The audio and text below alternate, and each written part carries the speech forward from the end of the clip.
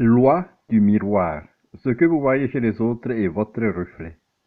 Lorsque nous construisons chaque étape de notre croissance personnelle, nous concentrons excessivement uniquement sur nous-mêmes, alors qu'une grande partie de ce que nous pouvons apprendre réside à l'extérieur ou dans notre environnement de confiance. D'innombrables légendes nous ont appris depuis les temps anciens que ce que nous voyons chez les autres révèle des informations sacrées sur qui nous sommes nous-mêmes. Le défaut que nous percevons est-il à l'extérieur, pas en nous-mêmes? La loi du miroir établit que notre inconscience, aidée par la projection psychologique que nous réalisons à ce moment-là, nous fait penser que le défaut ou le déplaisir que nous percevons chez les autres n'existe que là-bas, pas en nous-mêmes. La projection psychologique est un mécanisme de défense par lequel nous attribuons à d'autres sentiments, pensées, croyances ou même actions les nôtres inacceptables pour nous. Nous projetons notre propre réalité sur l'environnement. La loi du miroir se reflète lorsque nous prétendons très bien connaître les autres et qu'en réalité nous projetons sur eux notre propre réalité. Lorsque cette situation se produit, nous superposons notre vision projetée de nous-mêmes à l'image physique de cette personne capturée par nos sens. Comment utiliser la loi du miroir à notre avantage? Si vous souhaitez profiter de la loi du miroir pour favoriser votre croissance personnelle, votre connaissance de vous-même et améliorer vos relations personnelles, alors nous vous présentons un exercice pratique qui vous aidera à y parvenir. La première chose que vous devriez faire est de vous souvenir d'un moment où vous vous êtes senti mal à propos de quelque chose qui s'est passé avec une autre personne. Par exemple, après avoir eu un dispute. Après cela, demandez-vous ce que cette situation reflète en vous, pour laquelle il existe 4 alternatives possibles. Première alternative, le contraire.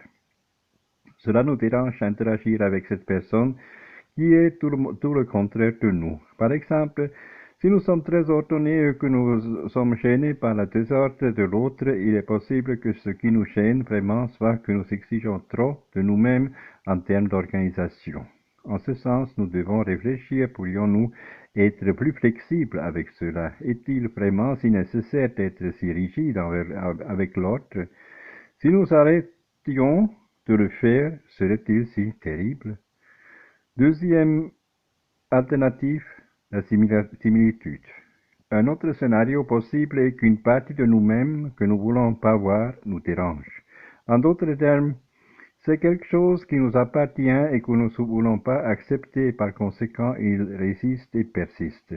Dans ce cas, nous devons réfléchir à ce qui nous plaît exactement chez l'autre personne, puis nous demander si nous nous comportons de la même manière dans d'autres situations.